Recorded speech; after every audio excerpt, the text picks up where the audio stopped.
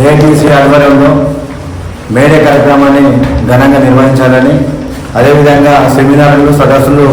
ప్రత్యేకంగా 8 గంటల పనిదినాన్ని చేసిన సందర్భంగా 12 గంటల అమలులోకి వచ్చిన సందర్భంగా 8 గంటల పనిదినాన్ని అమలు చేయాలని చెప్పేసి మనం ప్రతి మండల కేంద్రంలో కానీ రాష్ట్ర వ్యాప్తంగా జిల్లా వ్యాప్తంగా సెమినార్లు నిర్వహించాలనేది ప్రత్యేక ఏఐటీసీ ఉద్దేశం. ఎందుకంటే జర్నీ చేసిన అనంతరం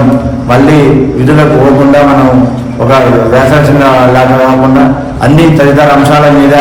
మనం నిర్మాణం చేసుకుంటే మన చట్టాల అవగాహన చేసుకొని మనకు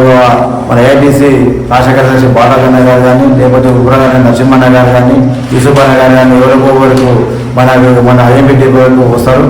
దాని నుంచి మనం ఎలా ప్రత్యేకంగా మనం ఎలా పని అనేది బంద్ చేసి మనం మధ్యాహ్నం కంపల్సరీ పెట్టుకొని విజయవంతం చేయాలి. మన జిల్లా వ్యాప్తంగా కాకుండా రాష్ట్ర వ్యాప్తంగా జరుగుతున్నటువంటి దేశవ్యాప్తంగా మనకు నరేంద్ర మోడీ వచ్చిన తర్వాత 3సారి ప్రభుత్వం వచ్చిన తర్వాత ఆయన ఇష్టానుసారంగా కార్మిక చట్టాలను తుంగలోకి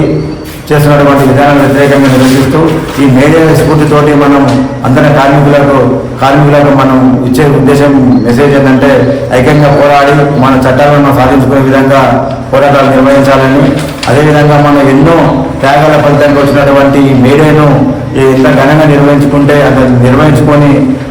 తన అనంతరం మన సమస్యల మీద కానీ మనం రాష్ట్రంలో దేశంలో జరుగుతున్నటువంటి పరిణామాలను దాన్ని ఖచ్చితంగా మనం తెలుసుకోకపోతే రానున్న భవిష్యత్తులో ఇప్పుడే మనం పూర్తి మెజారిటీ ఉన్నందువలన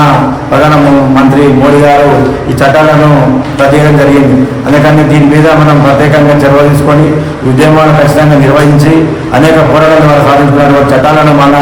పునర్నిర్మించుకోవాలని చెప్పి తెలియజేస్తూ విజయవంతం చేయాలని పిలుపునిస్తాం.